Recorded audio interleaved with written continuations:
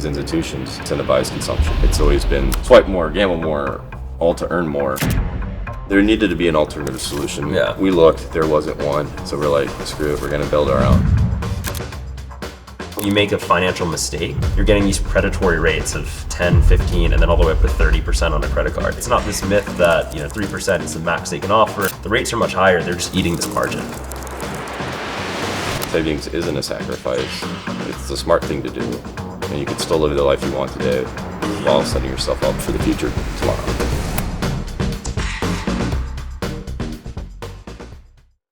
Hey guys, I'm Ben. I'm the CTO at Symphony.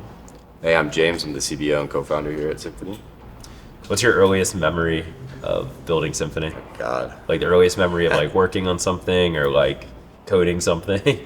I would say the earliest memory I probably have is, maybe my earliest favorite memory is like working in the basement on our little Costco folding table. Yeah. Like where we arranged all of our monitors and everything. We finally got like a whiteboard down there. Mm-hmm. And like when we were truly brainstorming what would become like the V1 architecture of the technical stack of Symphony. Mm-hmm. And like I remember like the epiphany moment, like where it made sense, like how we could actually do what we wanted to do, which at that time was like interoperability between all the different blockchains. That's something that didn't really exist in a very seamless way for not just businesses, but for the consumer themselves to abstract away a lot of like the technical requirements from it. And I remember that epiphany moment for us. It was like, why has no one thought of this? And we're like, we thought we were kind of like, there's got to be like a catch, and so we would like talk to, and you remember we talked to like all of our angels and all of like the smartest people we knew to like see if validate basically the idea. See why it wouldn't work. Yeah, like tell us the catch what we're not thinking. They're like, oh no, like this works. Like yeah, you guys solved it. Yeah, so I would say that's probably my favorite earliest memory. What you? Yeah, no, so I remember those days pretty well, like working in the basement at like our Costco table and using like an old TV as like our dual monitor. Yeah. Now we have all these crazy screens and stuff, but back then it was like an old TV we'd use. The earliest thing I remember like working on, if you remember, was like our referral system for like Cadence, a project we worked on kind of right at the beginning. And it's funny because we've taken a lot of the principles from that, like referral links and, kind of ways that you can incentivize people to like grow and share it with their friends into what we're building now. And I think, I guess, to like go more into your aha moment, I think what's interesting is even though Symphony now is just extremely like consumer facing and meant for, everyone, your parents can use it, people in college can use it, stuff like that. Symphony really started out as like core infrastructure. Yep. So nothing like sexy at all, very like back end infrastructure. Very techy, supposed to be very secure, very, low latency. And the goal was really just moving money to different opportunities that existed in Web3. Yeah. So it can move money seamlessly between, different blockchain networks, different protocols and things like that, while doing it in the most secure way where you maintained ownership of your funds. Yeah. And I think the aha moment that we had was like, you could do it in like a centralized kind of way where it's like someone comes to us and it's like, we take the money, then we just allocate it ourselves.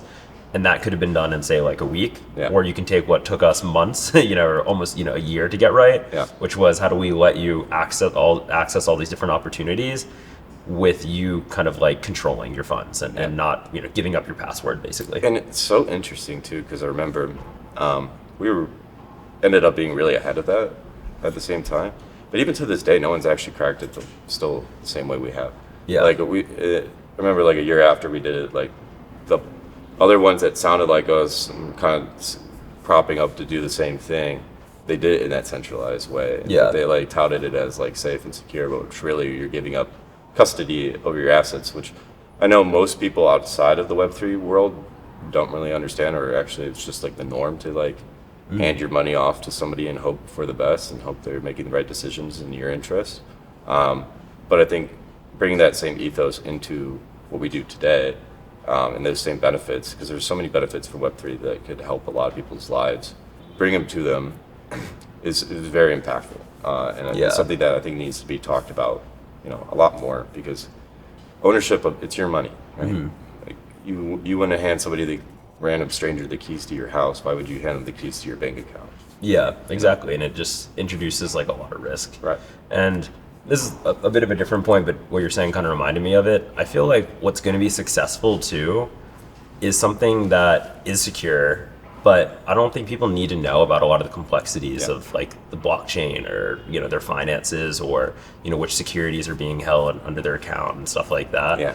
And I think we've seen that, like when we first got into the Web3 space, there's all these different like chains and all these different protocols and stuff. Oh my God. But at the end of the day, it's like, we don't sit around obsessing over which internet protocol we're using or, you know, like TCP or how our data is being transmitted, right? It's just, you know, you pick up your phone and you want to send a text.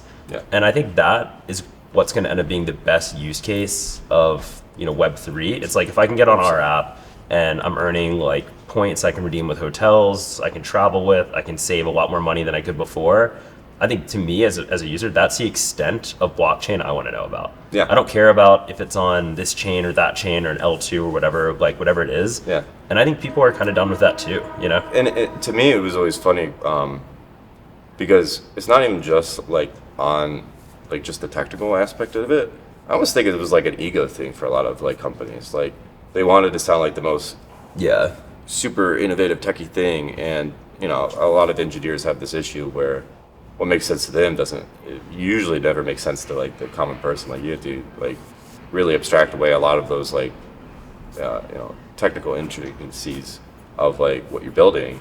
Security, like as your whole thing, like that should just be a standard, not like your whole innovation, right? Yeah. Like that should be a standard. It should be safe, and we take security very, you know, strongly as like a core tenet of what whenever we're building anything. But it's not that. People care about outcomes, right? Like how can we, one, we think about it, how can we impact people's lives positively, and people come into our company, into our apps, thinking about like how, like the outcome is going to be for them. Like, can I grow my financial wealth, right, and for the future, and then can I earn more points to experience like free flights and travel the world and meet new friends and meet new family, right? They don't think about all the differences underlying, like you're saying, right? When you look up on Amazon, you don't care how it's actually being routed, how you're when you press the buy button, what's happening underneath. Like, you just hope that it shows up at your doorstep the next day or 2 days, right? Yeah, and I think this infrastructure we've built that, again, people shouldn't care about. Like, it's cool, it's you know, technical, it's, you know, it's been audited, it's secure, but you don't need to worry about it when you use the app. But the cool part about it is that if a new, you know, yield protocol or a new like opportunity to earn more comes up, then we can natively route your funds there under your control and then start earning you more. Or, you know, if it's a safer protocol we want to move funds over to, you know, that can all happen behind the scenes without you having to, you know, move money around or do anything manual. You know, it's just, it's very seamless.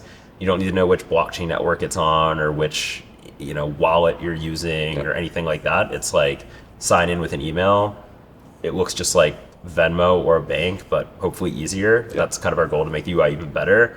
And all the complexities happen behind the scenes, and you shouldn't have to know anything about crypto.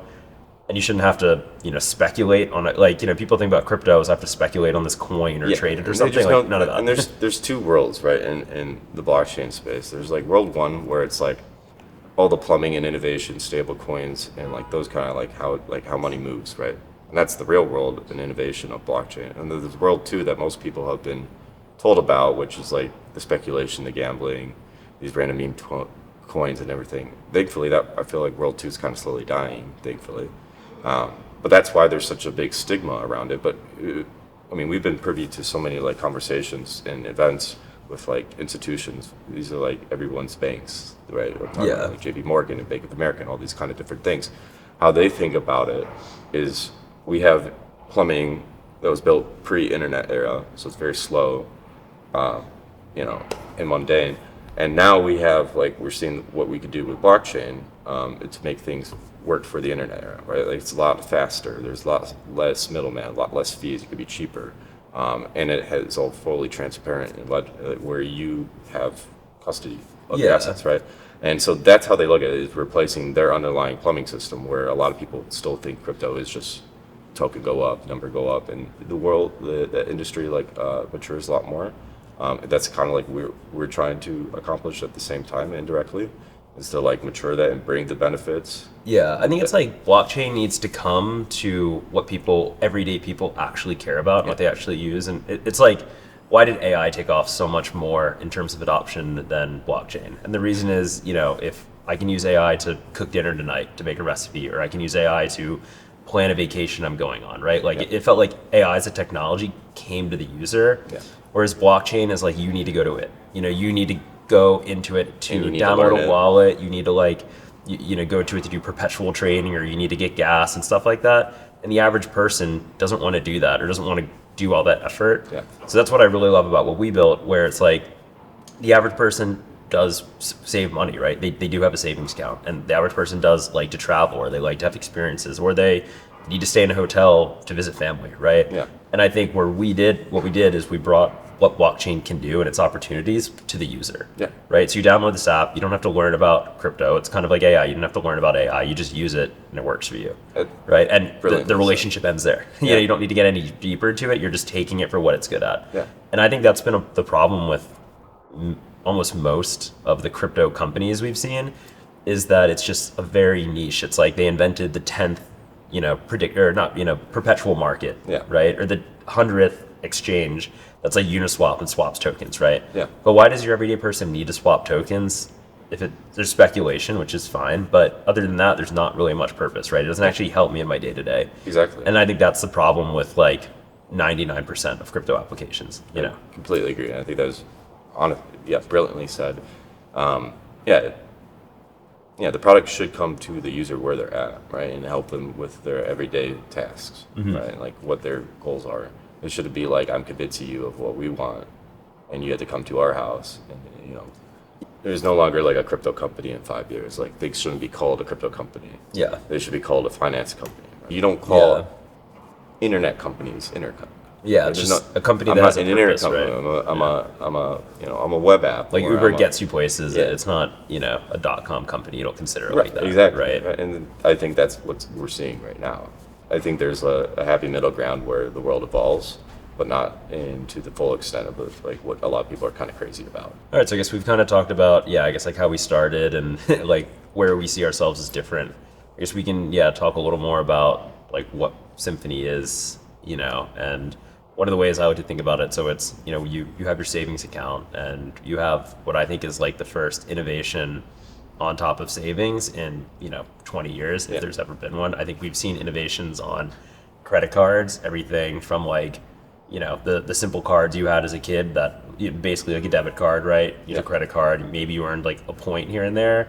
To now all the way to the world we're at with Amex or Capital One, Venture X, right? Where you're getting like lounge access, you're getting, perks and travel and sign-on bonuses and things like that.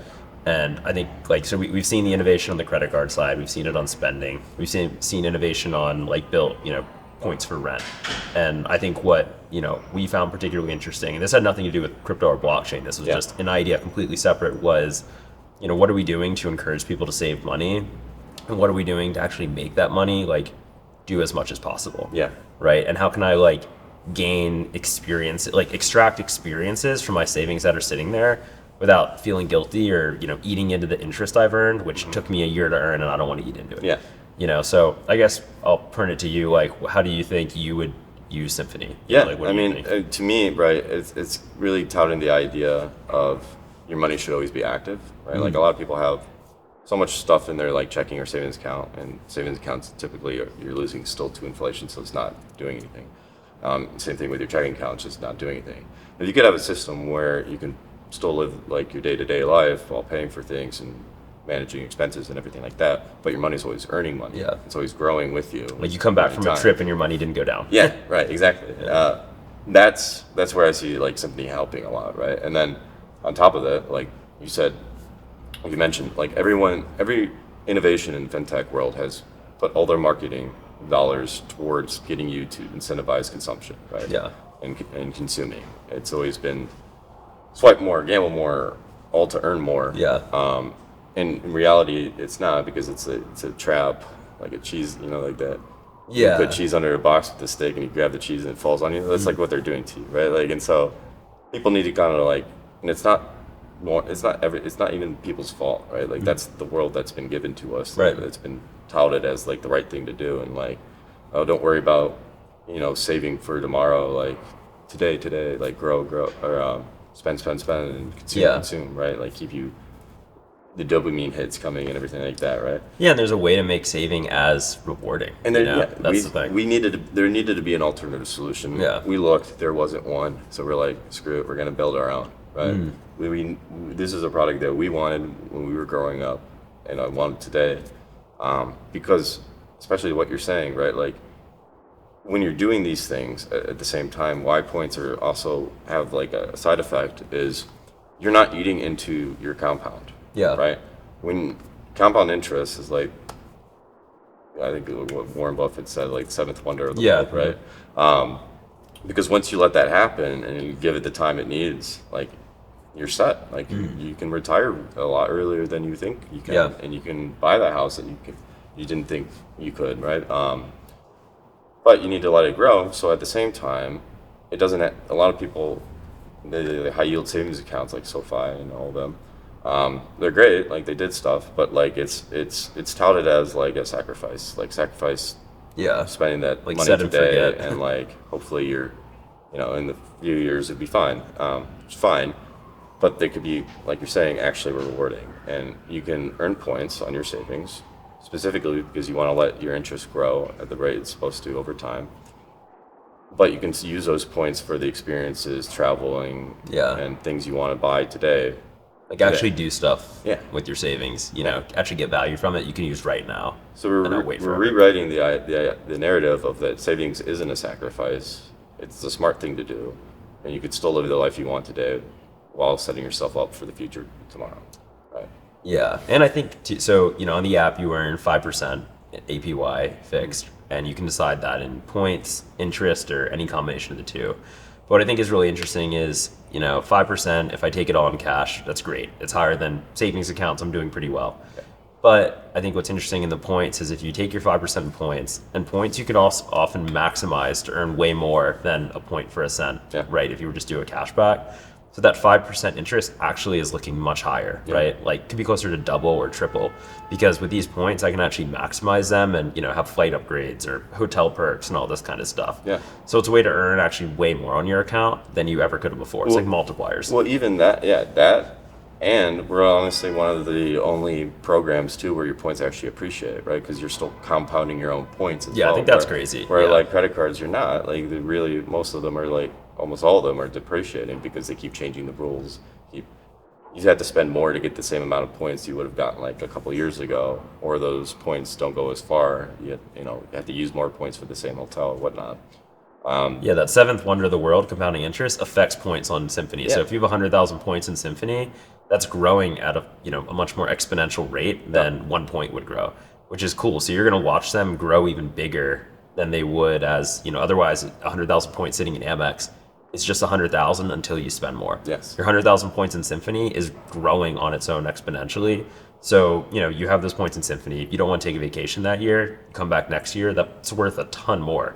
You could do something even crazier, so it's pretty cool. Yeah, it's amazing. It's funny because we get this question sometimes. It's like, I don't want to hear your answer to it, but it's like, why don't the banks do this? Like, what's differentiating you? Like, what can't the bank go do this today, right?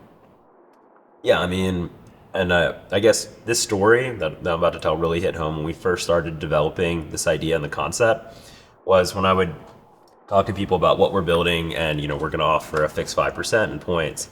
All these people would tell me, hey, that sounds way too good to be true. The most interest I've ever seen offered on a savings account is, around 3%. And, that seems like crazy high. Yeah. So higher percentages literally just don't exist, right?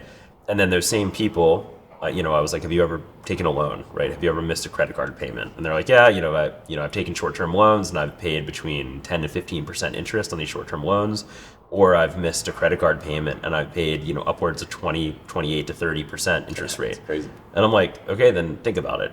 The max you can earn trying to do the right thing and, put money in savings account and earn is 3%. But when you make a financial mistake or, you need to take a short-term loan or something like that, you're getting these predatory rates of 10, 15, and then all the way up to 30% on a credit card. Yeah. So the higher percentages do exist, right? Yeah. It's not this myth that, 3% is the max they can offer and, they're really doing their best by giving you that. The rates are much higher. They're just eating this margin. Yeah.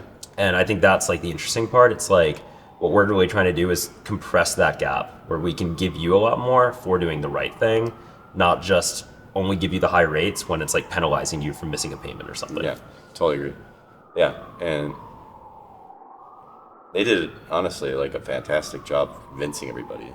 Yeah, it is like the high, like 3.5, or is like the highest maybe you can get. Yeah, it's like you do the good thing and you earn 3, or you make a financial mistake and now you pay a much higher rate. You know, it doesn't seem fair. No, and the funny thing is like if you actually read a lot of those like terms, when even it is like 4% or like 3.5%, it's usually like on your first $10,000, or you have to lease deposit $10,000 and it's for your first 3 months, or there's always some catch to it, right? Like ours, no catch, it's fixed 5%, no minimum. No maximum, right? You're always earning that. And then on top of that, it's the fair rate, right? It's the fair rate, which banks could do. Mm-hmm. And my answer to that same question as well is like, banks could do that. Why haven't they? They do. They could. Yeah. They chose not to. Why? Because they make more money off of you. It's a huge profit margin, yeah. It's a huge profit margin. Yeah. And they don't want to give that up. Most of them are public companies. It's all about shareholder value and bottom line, right? Like they don't really care about you. And you have to ask yourself when you're picking financial products, like, are my interests aligned with the business's interests? Yeah. And especially with these like banks and credit card companies, the answer is always no, right? They're paying for that based on the interest that they're getting from people who are in debt and paying you in points with it, right? Yeah. That system's flawed inherently. Mm-hmm. Yeah, but I think this, like what we're discussing, is what makes me so excited about it. It's that I've seen people kind of make different financial mistakes or look for different ways to get ahead in finance and turn to like gambling or prediction markets and things like that. And what I'm really excited about is giving an alternative where it's much safer, you earn a high rate, you're not gambling or doing anything risky, and then you're also getting real world experiences out of it, like travel and flight and doing all the things we love to do. Yeah. And that's what makes me excited to launch Symphony and, give the next generation more financial opportunity. 100%. I'm like so excited for this because one, personally, it's like the first product we built that I can actually explain to my friends and they understand what we do. So that's cool. But two, it's like, just the compounding effects of like what this could bring to people in terms of like their own personal growth, their own experiences, world empathy, and like people being old together as one, and living the life they want to live. Like everyone has this, they want it, and now it's possible. Right? Yeah. We made that possible. We want to make that possible because it's a product we personally use and wanted for ourselves, and now we can share it to the world. And I'm so excited to see, like the success stories that will come out of this. Yeah, like I'm excited to use it myself. Yeah, I already have personal money in there that I'm waiting to accrue. That sounds crazy, but actually a lot of people who build products don't use their own products. Yeah, so there's an inherent problem with that. We love what we built. We built it for us, specific kind. Yeah, at the end of the day, we just built it for us, and if other people want to use it, they can. But worst case, it's just us. yeah, right. And this should create a whole new rewards economy that's propped up to incentivize the smarter things that actually help progress with people. Yeah, more financial literacy, less hyper-gambleization. I think it's just a net betterment for society. Yeah, and that's what we want to push forward. Break down, like I was saying, like the smoke and mirrors of like these institutions that don't have your best interests aligned. Yeah. And so like I love being aligned with our user. Yeah. That makes me happy. Yeah, our incentives match theirs, and I think that's what makes the product work. Right. Other than, a perpetual or gambling exchange where, they're the house they want you to lose. Yeah, everything else is a blood we also sport. want you to put money in and earn a lot, and that's better for us, right? Yeah. We're very aligned on incentives here. Yeah. So it's like you live your life today, do the things you want, set yourself up for a better future. Yeah. For you, your family, and people you care about. Yeah, so when you start saving with Symphony, you earn points for saving, not spending. Yeah. I think that's the brilliant thing. Credit cards reward you for spending. We reward you for saving. Yeah, as it should be. Yeah.